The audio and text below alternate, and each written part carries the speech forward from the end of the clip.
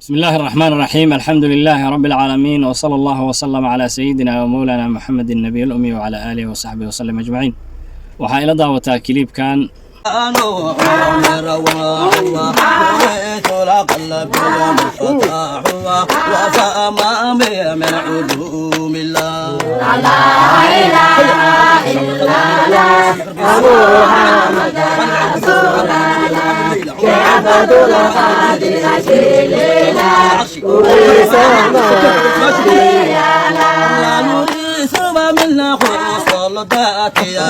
والسماء في خوراتيا وتبتخ جوب رشادي إلى سر سلام الله.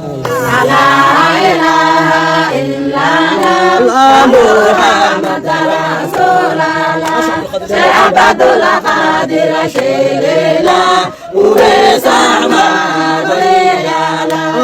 waxaan filayaa kiliibkan waa soo daawateen. kiliibkan gabi ahaanba munkar wey